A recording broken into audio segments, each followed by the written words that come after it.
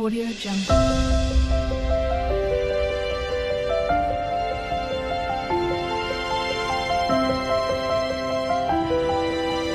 Audio Jungle. Hi ನಮಸ್ತೆ, ಎಲ್ಲರೂ ಹೇಗಿದ್ದೀರಾ?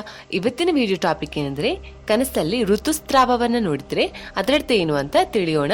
ಇದು ಕಮೆಂಟ್ ಅಲ್ಲಿ ಕೇಳಿರುವಂತಹ ಕ್ವಶನ್. ಹಾಗಾಗಿ ಈ ವಿಡಿಯೋ ಇದರ ಬಗ್ಗೆ ಮಾಹಿತಿಯನ್ನ ನಾನು ಆ ಕ್ವಶನ್ಗೆ ನಿಖರವಾದ ಮಾಹಿತಿಯನ್ನ ನೀಡ್ತಾ ಇಲ್ಲ. ಬದಲಾಗಿ ಋತುಸ್ರಾವವನ್ನ ಕನಸಲ್ಲಿ ನೋಡುವುದು ಅಂದ್ರೆ ಅದರ ಸಾಮಾನ್ಯ ಅರ್ಥ ಅವುಗಳು ಏನನ್ನೆಲ್ಲ ಅರ್ಥೈಸುತ್ತೆ ಅನ್ನೋದನ್ನ ಇಲ್ಲಿ ತಿಳಿಸಲಾಗಿದೆ.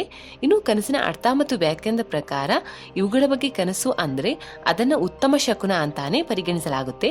ಕನಸು ಅಂದ್ರೆ ಮುಂಬರುವ ಬದಲಾವಣೆಗಳು, ಇನ್ನು ಇದು ಭರವಸೆ, ಸಕಾರಾತ್ಮಕ ಬೆಳವಣಿಗೆಯನ್ನ ಕೂಡ ಅರ್ಥೈಸುತ್ತೆ.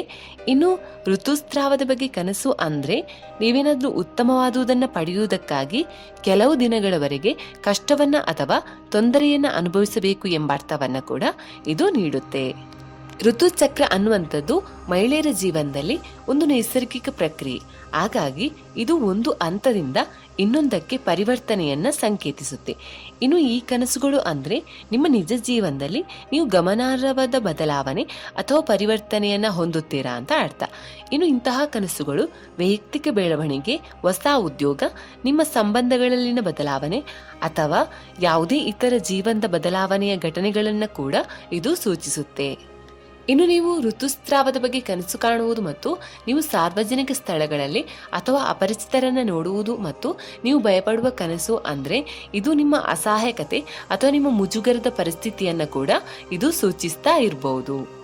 ಇನ್ನು ಋತುಸ್ರಾವ ಅನ್ನುವಂಥದ್ದು ಫಲವತ್ತತೆ ಮತ್ತು ಸೃಜನಶೀಲತೆಯೊಂದಿಗೆ ಸಂಬಂಧವನ್ನ ಹೊಂದಿರುತ್ತೆ. ಹಾಗಾಗಿ ಈ ಕನಸು ಅಂದ್ರೆ ನಿಮ್ಮ ಸೃಜನಶೀಲ ಶಕ್ತಿಗಳ ಪ್ರತಿಬಿಂಬ ಕೂಡ ಆಗಿರ್ಬೋದು, ಅಥವಾ ನಿಮ್ಮಲ್ಲಿರುವ ಹೊಸ ಆಲೋಚನೆಗಳು ಅಥವಾ ಹೊಸ ಆಲೋಚನೆಗಳಿಗೆ ನೀವು ಜನ್ಮ ನೀಡುವ ಬಯಕೆಯನ್ನ ಹೊಂದಿರುತ್ತೀರಾ ಅಂತ ಅರ್ಥ. ಇನ್ನು ಋತುಸ್ರಾವದ ಕನಸು ಅಂದ್ರೆ ಅದು ನಿಮ್ಮ ಭಾವನೆಗಳಿಗೆ ಸಂಬಂಧಪಟ್ಟಿರುತ್ತೆ. ಅಂದ್ರೆ ನೀವು ಭಾವನಾತ್ಮಕ ಉದ್ವಿಗ್ನತೆ ಅಥವಾ ಕಾಳಜಿಯ ಉಪಪ್ರಜ್ಞೆಯನ್ನು ಕೂಡ ಹೊಂದಿರಬಹುದು. ಇನ್ನು ನೀವು ಭಾವನಾತ್ಮಕ ಸಮಸ್ಯೆಗಳನ್ನ ಕೂಡ ಎದುರಿಸ್ತಾ ಇರಬಹುದು, ಅಥವಾ ನೀವು ಹಿಂದೆ ಎಂದೋ ಮಾಡಿದಂತಹ ತಪ್ಪಿನ ಬಗ್ಗೆ ಈಗ ನೀವು ಚಿಂತೆ ಪಡ್ತಾ ಇರಬಹುದು. ಋತುಸ್ರಾವದ ಬಗ್ಗೆ ಕನಸು ಅಂದ್ರೆ ಇದು ಮಹಿಳೆಯರ ಆರೋಗ್ಯಕ್ಕೆ ಸಂಬಂಧಪಟ್ಟಿರುತ್ತೆ.